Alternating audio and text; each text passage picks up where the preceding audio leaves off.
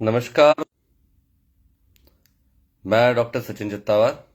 आज मैं देश की आर्थिक राजधानी मुंबई में हूँ। एक अंतर्राष्ट्रीय संगोष्ठी में भाग लेने आया था। तो आपको तो मालूम ही है, चाहे कुछ भी हो जाए, कहीं भी रहूं, यह बात तो निश्चित है कि आपसे हमारा सीधा संवाद होना ही चाहिए। इसी कड़ी में आज आपके समय बात करने के लिए उपलब्ध हुआ हूँ। तो मुझे लगा कि क्यों ना सबसे पहली शुरुआत डॉक्टर पेशेंट रिलेशनशिप, माने एक मरीज और डॉक्टर के बीच में संबंध कैसे होने चाहिए, उसके बारे में विवेचना की जाए। तो एक छोटी सी सलाह दूंगा कि कभी भी आप डॉक्टर के पास आए तो जो केंद्र बिंदु है वो मरीज को बनने दीजिए। कभी कभार क्या होता है कि जो रिश्तेदारों का रोल है वो चारित्रिक भूमिका वाला है, तो चारित्रिक भूमिका वाले को बहुत प्रयास करके मुख्य भूमिका में आने का प्रयास नहीं करना चाहिए। डॉक्टर के संबंध आपके मरीज से बनने दीजिए, उनकी जो पूछताछ है वो करने दीजिए, वो आपके प्रश्नों के उत्तर उसके बाद में देंगे। नहीं तो क्या होता है कि आपके प्रश्नों का उत्तर देते देते मुख्य बीमारी और जो हमारा केंद्रीय पात्र है वो कहीं ना कहीं नेग्लेक्ट हो जाता है, कहीं ना कहीं उसका दुर्लक्ष्य हो जाता है और बीमारी ठीक नहीं होती। और कभी कभार आपको लगता है कि हमारे प्रश्नों का तो उत्तर ही नहीं मिला। तो प्रश्नों के उत्तर के लिए डॉक्टर के पास मत आइए, सही सलाज और सही सलाह के लिए आइए और उसकी विवेचना करिए। जब आप इलाज ले लेंगे और इलाज लेने के 10 दिन के बाद जब भी आप डॉक्टर के पास दोबारा आएंगे और आपकी शुगर नियंत्रित है या आपका थायराइड नियंत्रित है और दूसरी परेशानियां दूर हो गई, तो आपके आने का जो हेतु था वो सिद्ध हो गया। इसको मन की बात ना बनाएं, ये दिल की बात नहीं है, ये एक समझदारी वाली बात है। अब बात आते हैं आज के विषय पे। आज का विषय क्या होना चाहिए। तो नाना प्रकार की विसंगतियों के बारे में हम बात कर रहे थे और नाना प्रकार की भ्रांतियों को तोड़ने की बात हम लगातार करते आ रहे हैं। पहली बार हमने बात करी कि क्या डायबिटीज से रिलेटेड भ्रांतियां हैं, थायराइड से संबंधित क्या भ्रांतियां हैं। इसके बारे में आपका बड़ा ही उत्साह आप लोगों ने दिखाया। तो मुझे लगा कि क्यों ना मोटापे के बारे में और मोटापे से संबंधित भ्रांतियों के बारे में बात की जाए। क्योंकि तो ये तो बड़ा आसान है ना कि कम खाओ ज्यादा चलो। यही बोलते हैं लोग। जो भी मोटा उनके सामने दिखता है, अरे भाई आप तो बहुत ज्यादा खाते होगे। कि अरे आपका खाने पे ही कंट्रोल नहीं है तो वजन कैसे नियंत्रित होगा। आप तो बड़े आलसी लग रहे हैं, इसीलिए आपका वजन ज्यादा है। आप रोज 4 किलोमीटर चला करें। तो बोलने वाले लोग बहुत नाना प्रकार की बातें करते हैं। तो मैंने सोचा कि कभी कभार मैं भी ऐसा बोल देता हूं। तो 100 में से 80% लोगों में ये बातें लागू होती हैं। ऐसा नहीं है कि ये बातें बिल्कुल बेसिर पैर की हैं। पर क्या इसके आगे भी कुछ है और क्या भ्रांतियां हैं मोटापे से जुड़ी हुई, इसके बारे में बात करने के लिए आज मैं उपस्थित हुआ हूं। देखिए, बहुत से लोगों को लगता है ना कि फिजिकल एक्टिविटी यानी शारीरिक व्यायाम, शौष्ठव की कमी और खाने की अधिकता मोटापे का मुख्य कारण है। और लोग बोलते हैं अरे भाई आप कम खाओ और ज्यादा चलो तो दुबले हो जाओगे, पतले हो जाओगे, वजन कम हो जाएगा। कितना सच है। देखिए मित्रों, ऐसा है कि ये एक जुमले की तरह है, पर इससे आगे आपका जो विशेषज्ञ है, जो हार्मोन रोग विशेषज्ञ है, एंडोक्राइनोलॉजिस्ट आपको देखेगा मोटापे के लिए, तो वो विवेचना करेगा कि भाई नींद कैसी है। किसी इंसान की अगर नींद अच्छी नहीं है, वो रात में खर्राटे लेता है और सुबह के समय बैठे बैठे उसको नींद आने लगती है, तो हम बोलेंगे कि अरे आपको तो स्लीप एपनिया है। तो इसकी विवेचना होनी चाहिए, इसको दूर करना चाहिए। और जिसकी मान लीजिए नींद टेंशन तनाव के कारण नहीं हो रही, या रात में वो सीरियल्स देखते हैं, या ओटीटी प्लेटफॉर्म में वो बहुत ज्यादा सक्रिय हैं, या मोबाइल में बहुत सक्रिय हैं, तो नींद का जो समय है वो बहुमूल्य समय वो पूरा नहीं हो पाता। 6 से 8 घंटे की नींद नहीं हो पाती तो एक अलग तरह का तनाव आपके शरीर में, आपके मन में आ जाता है और वो भी मोटापे का कारक होता है। तो जरूरी नहीं है कि आप बहुत एक्सरसाइज करो, खाना कम करो तो भी आपका वजन कम होगा। तनाव कम करना होगा, नींद भरपूर लेनी होगी। तो दो चीजें एक साथ ही तय हो गई कि एक आप जीवन में तनाव कम करें और एक निर्बाध नींद लीजिए, 6 से 8 घंटे की नींद लीजिए, तो आपको बहुत ज्यादा फायदा होगा। कई बार क्या होता है कि बहुत सारी दवाइयां आप जो लेते हैं, तो कई बार दवाइयां भी आपको मोटा बनाती हैं। फिर बात आ जाएगी, लोग बोलेंगे ये मॉडर्न मेडिसिन, एलोपैथी की दवा तो बुरी ही होती है। देखिए, ऐसा है कि दवा तो वैज्ञानिक पैमानों पे तौली हुई दवा तो केवल मॉडर्न मेडिसिन की ही दवा है। कुछ लोग उसको एलोपैथी भी कहते हैं आजकल, पर हम लोग उसको मॉडर्न मेडिसिन कहते हैं। बाकी पैथीज का मैं कुछ बोलना नहीं चाहूंगा। पर इन दवाओं पे भी आपको ध्यान देना होगा। कभी कभार स्टेरॉइड नाम की दवा चलती है या कुछ अन्य प्रकार की दवाएं चलती है, कुछ डायबिटीज की भी दवा आपको मोटा करने लगती है। तो आपके विशेषज्ञ का चुनाव जरूरी है। विशेषज्ञ का चुनाव केवल बातचीत के लिए मत करिए, आपके मानसिक आराम के लिए मत करिए, आपके शरीर को लाभ मिलना चाहिए। तो एक अच्छे विशेषज्ञ का चुनाव करें, वो विवेचना करेंगे और फिर वो देखेंगे कि कोई हार्मोन को डिस्टर्ब करने वाली बातें तो आपके जीवन में नहीं आ रही, जिसको कहते हैं एंडोक्रिन डिसरप्टर्स। कई बार खाद्य पदार्थ में ही ऐसे कुछ चीजें आ जाती हैं, जैसे मोनोसोडियम ग्लूटामेट है, बहुत सारे ऐसे प्रिजर्वेटिव्स हैं, तो वो चीजें भी आपको हार्मोन के बैलेंस को बिगाड़ते हैं और आपका वजन बढ़ने लगता है। तो गर्भावस्था के दौरान आपने शुगर अच्छी कंट्रोल नहीं करी तो बच्चे की जड़ों में ही मोटापा आ जाता है। बच्चे की जड़ों में मोटापा आ गया तो आगे चल के diabetes, blood pressure, heart disease, obesity, मोटापा, ये सारी चीजें उसको होने लगती हैं। तो केवल चलना फिरना और खान पान ही नहीं, ये भी मुद्दे हैं जिसके बारे में हमें देखना पड़ेगा। ये जैसा होता है ना कि आपके शरीर में पानी जमा हो जाता है तो सूजन आ जाती है, वैसे ही लंबे समय से आपके शरीर में खपत ना होने वाली ऊर्जा जमा हो जाती है, जिसको हम कहते हैं कैलोरी। तो क्रॉनिक कैलोरी रिटेंशन है ओबेसिटी, इसको इस तरह से भी देखा जा सकता है।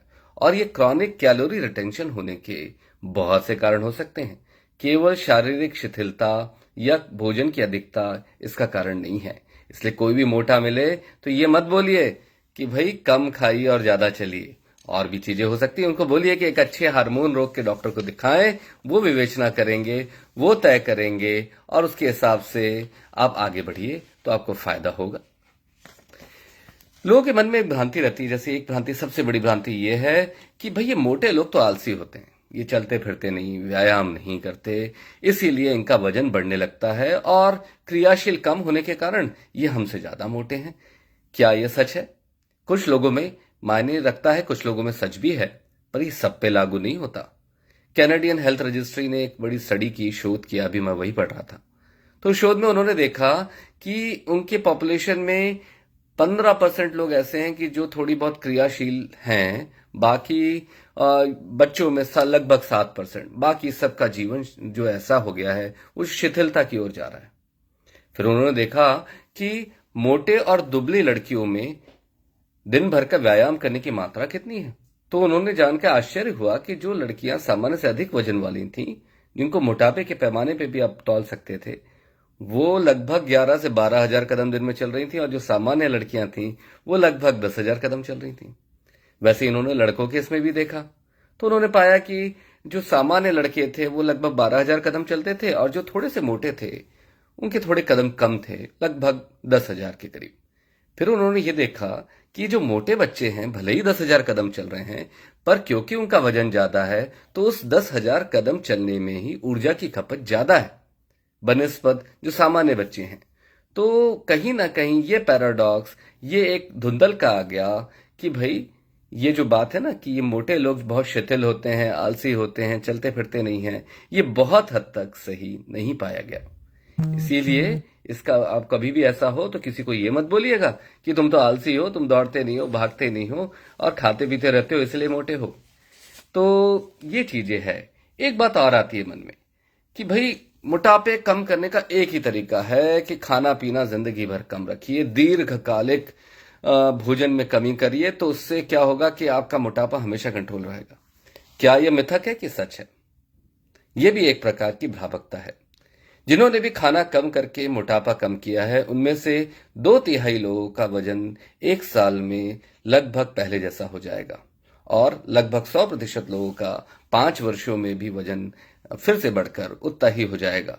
क्योंकि वेट रिगेन के बहुत सारे कारण हैं। बॉडी दोबारा अपने आप को एडजस्ट कर लेती है और आपकी जो क्रेविंग्स हैं वो बढ़ने लगती हैं, तो आप कई बार खाना भी कंट्रोल नहीं कर पाते। तो इन सब चीजों को सोचने की जरूरत है। इसमें और भी बहुत सारे पुट हैं जिसको देखने की जरूरत है।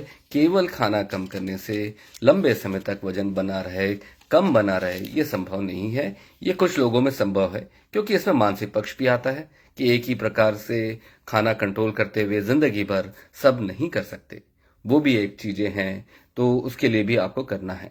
लोग बोलते हैं ना कि वजन कम करने से बहुत फायदा होता है। वजन कम करने से कोई नुकसान नहीं हो सकता। क्या ये भी एक भ्रामक बात है कि क्या वजन कम करना ही सत्य है कि वजन कम करने से कोई नुकसान भी होते हैं? तो इस बारे में भी मैंने सोचा क्यों ना बात की जाए। तो इसके बारे में बिल्कुल साफ है कि 5 से 10 परसेंटाइल आप वजन कम करते हैं, अब वर्तमान वजन से 5 से 10 परसेंटाइल आप कम करते हैं, तो मान के चलें कि आपकी शुगर नियंत्रित ज्यादा अच्छे से होने लगती है।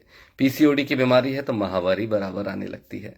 और आपको अगर काले बालों की समस्या है महिलाओं में, तो वो भी कम होने लगते हैं। गर्दन का कालापन है तो वो भी घटने लगता है और लगभग चला जाता है।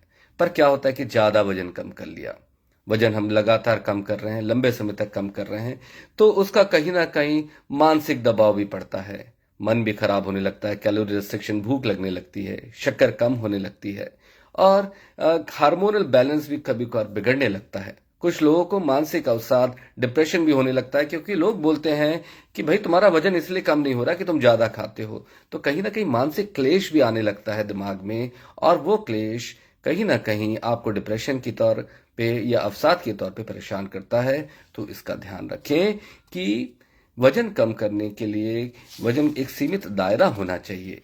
ऐसा नहीं होना चाहिए कि वजन कम ही होते जाए और उसका कोई नुकसान नहीं होगा। ऐसा बिल्कुल भी नहीं है। परसेप्शन का प्रॉब्लम आएगा। आप अपने शरीर को कैसा देखते हैं, उस कैसा अनुभव करते हैं, वहां कहीं ना कहीं आपको दोनों के बीच में एका नहीं बन पाएगा। आप जैसा दिखना चाहते हैं और ऐसा आप जैसा दिख रहे हैं, तो उससे भी मानसिक क्लेश होगा और आपको कहीं ना कहीं अवसाद से सामना करना पड़ेगा। इसलिए अवसादग्रस्त मत होइए। बहुत अच्छे डॉक्टर को दिखाएं जो सही समय पे सही आपको दवा दे। दवा कड़वी हो पर आपके जीवन में फायदा करे तो वो दवा कहलाती है। नहीं तो लोग क्या है कि आजकल मीठी दवाओं के इतने शौकीन हो गए हैं कि उनको लगता है कि डॉक्टर ने भी उनको एक बिजनेसमैन की तरह, एक सेल्समैन की तरह या एक शोरूम के सेल्समैन की तरह आपका आव भाव स्वागत करना चाहिए और आपके अनुरूप ही बातें करनी चाहिए, जिससे आपका मन अच्छा रहे। पर ऐसे आनंद का, ऐसी मीठी गोली का क्या फायदा? गोली कभी कभार कड़वी भी होती है और मैं तो कई बार कड़वी गोली देता हूं, और उस कड़वी गोली का लाभ लोगों के जीवन में खुशियां लाता है, तो इसका मुझे कोई मलाल नहीं। क्योंकि लक्ष्य हमारा हमेशा मरीज ठीक करना होता है, चाहे किसी भी परिस्थिति में मरीज ठीक हो, क्योंकि मरीज भी आता हमारे पास ठीक होने के लिए ही है। तो इन चीजों का हमेशा आपको ध्यान रखना है। कुछ लोग बोलते हैं कि एक्सरसाइज करना या कसरत करना, व्यायाम करना डाइटिंग करने से ज्यादा बेहतर है। तो इसके बारे में आप क्या कहेंगे? क्या होता है कि मैं जैसे सुबह उठ के 1 घंटा व्यायाम करता हूं, और मेरी दिनचर्या में ऐसा है कि मैं शाम को जब क्लिनिक से उठकर आता हूं तो भी 1 घंटा व्यायाम करता हूं। क्या ये सही है? लंबे समय तक मुझे दुबला पतला और चिर यौवन और चिरायु जीवन दे पाएगा, कि कुछ और भी करना चाहिए? तो शोधों में देखा गया, ठीक है, इस तरह के व्यायाम से फायदा होता है, पर सबसे ज्यादा फायदा ये होता है कि आप कितने सक्रिय हैं। मान लीजिए मैं सुबह 1 घंटा व्यायाम करता हूँ, दिन भर मैं अपनी चेयर पे बैठा हूँ, कुर्सी पे बैठा हूँ और बहुत शिथिल जीवन है, और शाम को फिर व्यायाम करता हूँ। तो शोधों में देखा गया कि इसके बनिस्पत जब आप दिन भर सक्रिय रहते हैं, एक स्थान पर बैठते नहीं हैं, आते जाते रहते हैं, उठते बैठते रहते हैं, वो ज्यादा फायदा करता है। तो अभी एक नया कंसेप्ट भी पढ़ रहा था, कसरत का नाश्ता, एक्सरसाइज स्नैक्स। तो आपको भी नया शब्द लगेगा। तो इसमें यह देखा गया कि 1 मिनट से कम समय के आप दिन में 10, 15, 20 बार ऐसी कसरतें कर लें, जैसे सीढ़ी पे चढ़ के, दौड़ के सीढ़ी से उतर के आ गए, अपना काम है, तेजी से चल गए, या कोई कुर्सी में बैठे बैठे ही आपने हाथ पैर ऊपर नीचे कर लिए।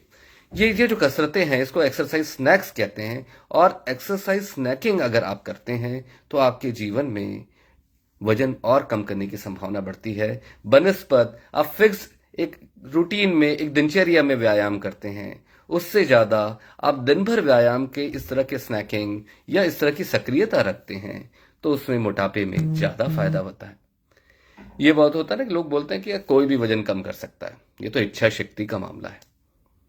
आपकी इच्छा शक्ति नहीं है, आप मानसिक रूप से दुर्बल हो, इसलिए आप वजन नहीं कम कर पा रहे हो। तो ये कितना सच है? ये भी एक भ्रामक बात है, क्योंकि वजन बढ़ने के अन्य भी कारण होते हैं, कुछ हार्मोनल कारण भी होते हैं। हाइपर कॉर्टिसोलेमिया, कुशिंग सिंड्रोम हो सकता है, कुछ लोगों को सिंड्रोमिक इलनेसेस हो सकती हैं।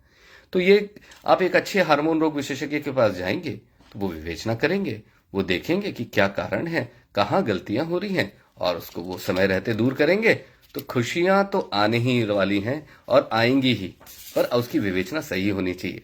कुछ लोग बोलते हैं डॉक्टर साहब जब से ये थायराइड की बीमारी हो गई, मुझे हाइपोथायराइडिज्म हो गया, महिलाएं खास तौर पे, तब से मैं मोटी हो रही हूं। ये कितना सच है? ये भी एक भ्रामक बात है। हाइपोथायराइडिज्म की बीमारी होने पे 2-3 किलो वजन बढ़ सकता है, और जैसे ही हम आपका हार्मोन नॉर्मल कर देते हैं, वो छोटी सी गोली 1-2 रुपए वाली, तो वो जो गोली खाने से जब हाइपोथायराइडिज्म ठीक हो जाता है तो आपका वजन फिर से नॉर्मल होने लगता है। पर 2-3 किलो से ज्यादा कम नहीं होगा। उसके आगे जो भी है वो उनके लिए आपको ज्यादा मेहनत करनी पड़ेगी, सही विवेचना करानी पड़ेगी, सही इलाज करनी पड़ेगी, तो ही उससे फायदा होगा।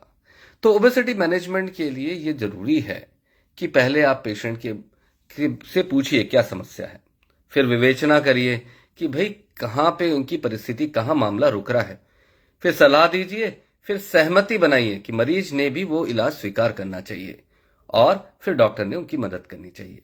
ये जो चीजें हैं, ये स्टेप वाइज ओबेसिटी मैनेजमेंट के लिए पूरी दुनिया में कारगर तरीके यही हैं। और कभी भी कल के दिन कोई भी मिले तो आप ये मत बोलिएगा कि आप ज्यादा खाते हो या आप कम चलते हो, आप आलसी हो, आपको ध्यान नहीं है, आपकी इच्छा शक्ति की कमी है, क्योंकि ये भ्रामक बातें हैं। ओबेसिटी एक क्रॉनिक कैलोरी रिटेंशन, मतलब लंबे समय से दीर्घकालिक ऊर्जा जो है वो आपके शरीर में जमा है पर उसका उपयोग नहीं हो रहा, ऐसी बीमारी है जिसके बहुत से कारण हैं। हार्मोनल कारण भी हैं और शारीरिक कारण भी हैं, बिहेवियरल मतलब आपके विचार व्यवहार वाले भी कारण हैं, आपकी सोच वाली भी बातें हैं। तो इन सब चीजों को अगर समेकित तरीके से आप देखेंगे, जो कि आपका एक हार्मोन रोग विशेषज्ञ एंडोक्राइनोलॉजिस्ट कर सकता है, तो उसके पास आप जाएं और सही तरीके से विवेचना करवाएं, तो आपके जीवन में खुशियां आएंगी। आशा है आपको मेरी बात समझ में आई होगी। तो मोटापे से संबंधित कभी भी कोई भी मोटा मिले तो उसको मत बोलिए कि भाई कम खाना खाओ और ज्यादा चलो। ये सब पे लागू नहीं होता। ये एक शुरुआत है, इलाज की पहली कड़ी है। बहुत सारी कड़ियां सही सलाह में अब जब रहते हैं तो जुड़ जाती है। कई लोगों को दवा भी लंबे समय तक लेनी पड़ती है। लोग बोलते हैं कि मोटापे की कम करने की दवा हमने खाई, वजन कम हो गया, अब हम बंद कर देते हैं। तो ये कितना सच है? ये भी एक भ्रामक बात है। मोटापे की दवा जब आप ले रहे हैं तो हो सकता है आपको लंबे समय तक या जीवन पर्यंत लेना पड़े, क्योंकि ये भी एक बीमारी है। इसको मधुमेह का इलाज आप करते हैं ना, जिंदगी भर करते हैं। थायराइड का इलाज भी आप जिंदगी भर करते हैं। तो क्यों ना मोटापे का भी इलाज जिंदगी भर किया जाए। और आपकी खुशियों का कोई कीमत थोड़ा होती है। खुशियों की जो भी कीमत होगी वो हमें देनी होगी। कीमत का मतलब है लंबे समय तक दवा खाना, डॉक्टरी सलाह में रहना और निरंतर प्रयास करते रहना। तो आशा है आपको इन बातों से बल मिलेगा, आपका मन पक्का होगा और हम इस मोटापे की बीमारी को पूरी तरह से हरा पाएंगे। धन्यवाद।